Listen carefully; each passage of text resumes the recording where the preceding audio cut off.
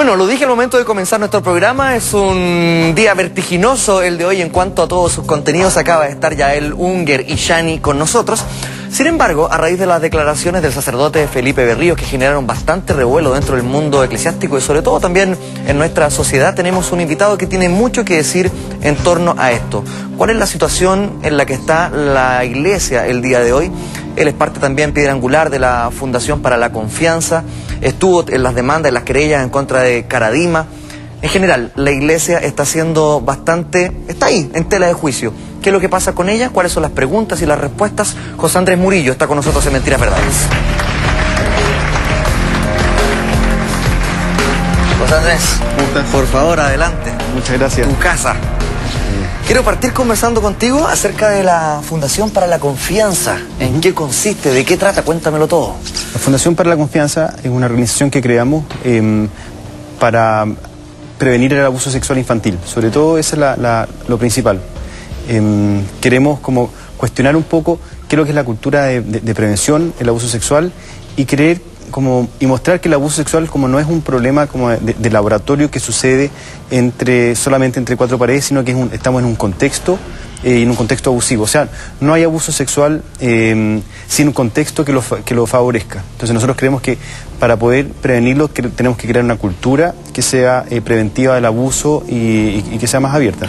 ¿Dónde está la principal falla? ¿Dónde está la médula, la matriz de todo esto?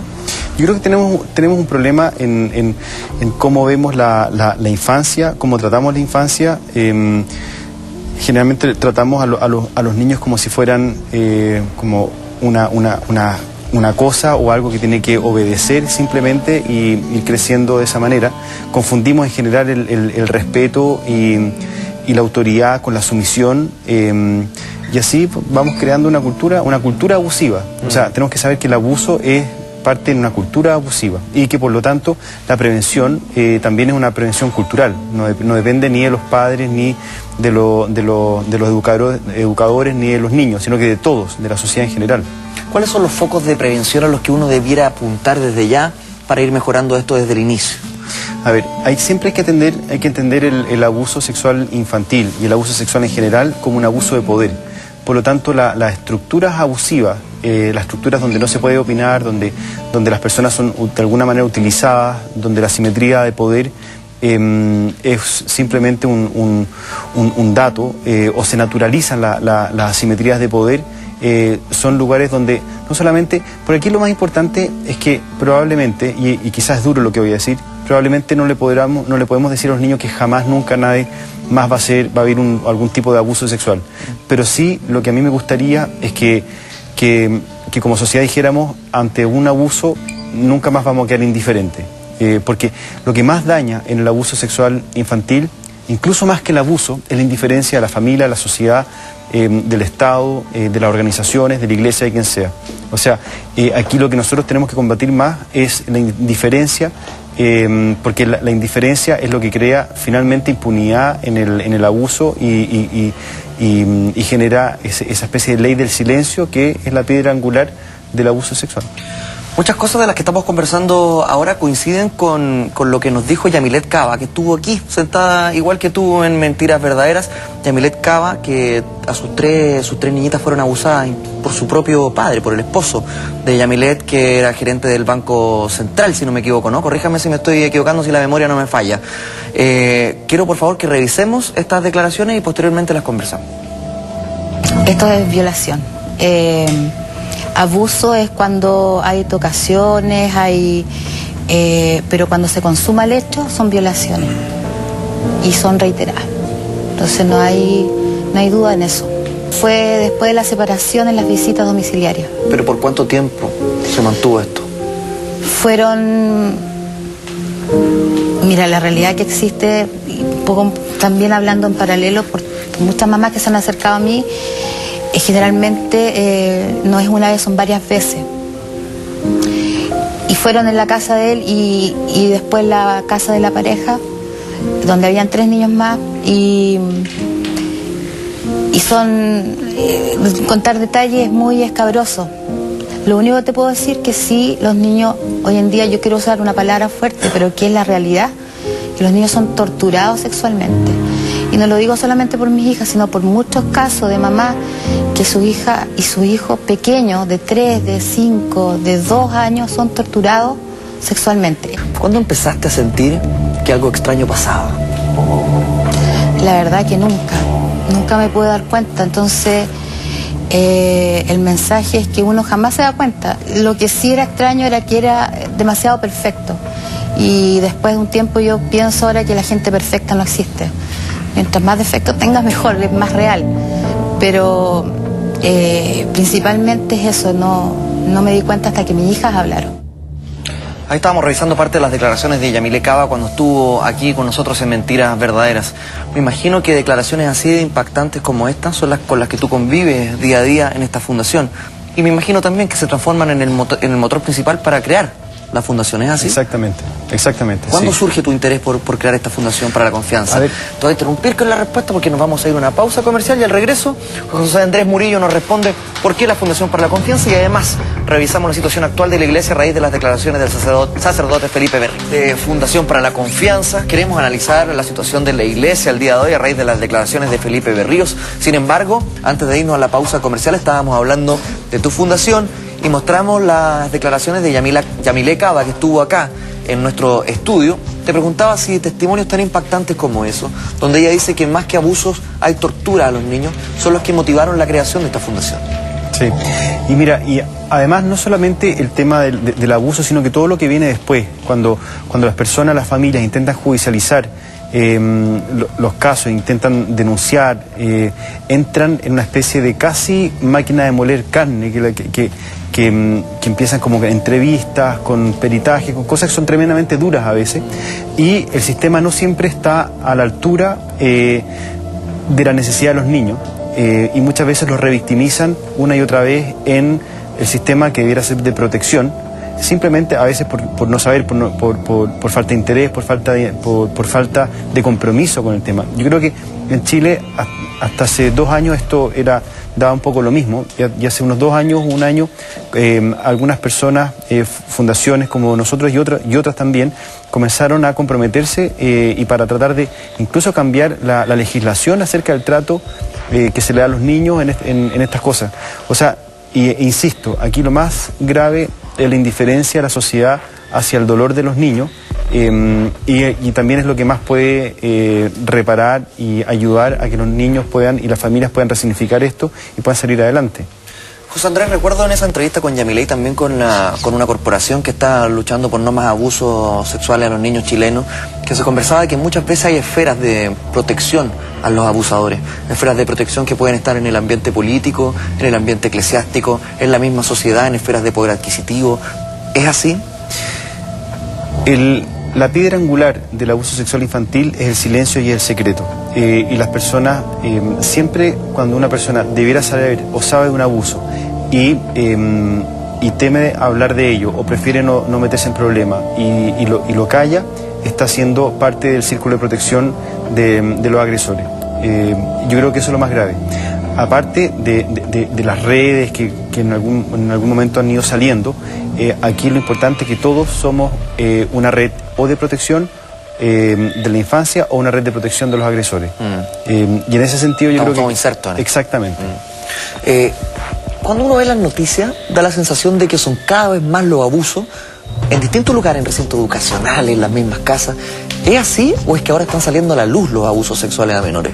Yo creo que una de las cosas más importantes y positivas de los últimos años es que la gente se está atreviendo a tomarse la palabra y poder decir que lo que han sufrido ellos, lo que han vivido ellos, era un abuso. Ellos se están dando cuenta que es un abuso y que eso es inaceptable. Y lo inaceptable son capaces de decirlo y denunciarlo.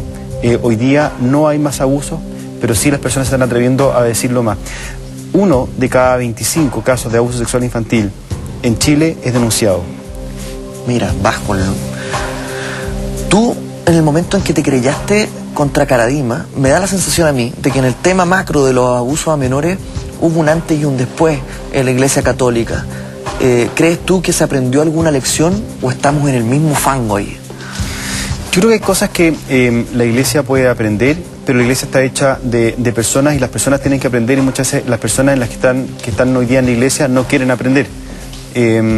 porque no tienen idea, porque no les interesa. Yo creo que hay un camino largo todavía. Si lo que dijo Felipe Berríos ayer tuvo tanto impacto dentro de la iglesia, que en realidad, y es verdad, hoy día leí una columna de Juan Pablo Fernández en el Dínamo, que vale mucho la pena leerlo. Felipe Berríos habló 10 o 15 minutos sobre la iglesia, de una entrevista de media hora. Él lo que habló es de la sociedad chilena, de lo cómodos que estábamos, de lo materialista, lo poco comprometido, lo poco jugado, de lo poco, en el fondo, la falta de sentido, ¿no? Y que sí, la iglesia se ha acomodado muchísimo en esto, y una iglesia acomodada es una iglesia que favorece el abuso, y no solamente el abuso sexual infantil, el abuso en general. Un obispo que se acomoda en su lugar de poder siempre va a ser un obispo que va a defender el abuso, o que va a ser cómplice del abuso porque le favorece el poder. Y el poder que tienen los obispos en la Iglesia Católica es un poder prácticamente ilimitado hacia su sacerdote o sus monjas. Por eso yo creo que la Iglesia hoy día, si no entra en una revisión absoluta de sus estructuras de poder, es una Iglesia que se va a transformar en una secta. José Andrés, quiero revisar parte de las declaraciones de Felipe Berríos contigo, que las dio a TVN en África, para que las vayamos discutiendo acá. Por ejemplo, esta frase, mira. Yo creo que la iglesia ha caído en un lenguaje hace tiempo de secretismo, de verdades a medias, y la gente se ha acostumbrado a estar leyendo entre líneas y a estar viendo complots y cosas así. Parte de esta entrevista de Felipe Berríos. ¿Estás de acuerdo con aquella aseveración? Sobre todo con el lenguaje de secretismo. Yo creo que la iglesia ha ido transformando muchas veces el lenguaje y ha dejado de referirse a la realidad, a las personas, a la vida concreta. Entonces se vuelven una especie de realidad disociada. Y en ese sentido sí estoy de acuerdo con Felipe Berríos. Que la gente comienza a ver complot, por supuesto, porque ahí lo que estaban diciendo era que Felipe Berríos había ido de Chile porque había un complot o alguna cosa, y él está defendiéndose que en realidad él se fue porque se quería ir. Yo desde que conozco a Felipe Berríos se quería ir en un momento a África. O sea, no hay un complot. Parece que y él está culpando ahí a que la iglesia ha creado un lenguaje de secretismo y de complot y de cosas raras que cabría pensar que sí hay una especie de complot detrás de la partida de Felipe Berríos.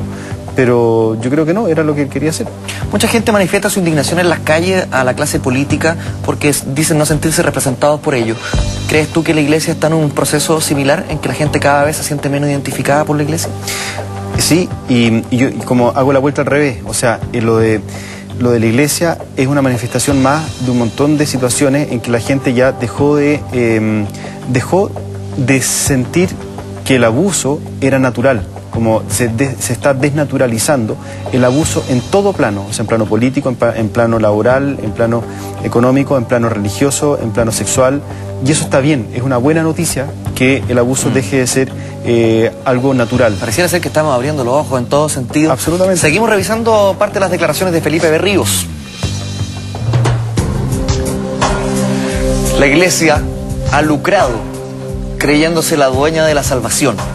Esta frase yo considero que es súper importante porque ocupa la palabra que ha estado en la palestra durante 2 años en nuestro país, que es el lucro. Sí, y además que no solamente se refiere al lucro económico, sino al lucro de poder, porque lo económico es una manifestación más del poder.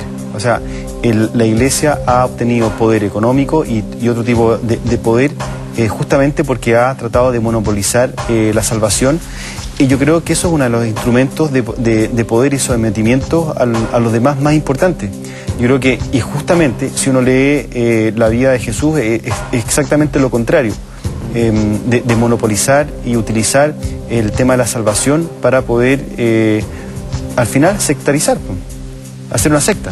¿Tú crees que actualmente en la iglesia hay bloques, está separada, está fracturada, fragmentada, o existe una suerte de, como decías tú, de estar sentado mirando, contemplando lo que pasa en la sociedad, prácticamente universalizado en la iglesia? Yo creo que hay 2 grandes, o sea, muchos probablemente, pero a mí hoy día me suena que hay 2 grandes iglesias.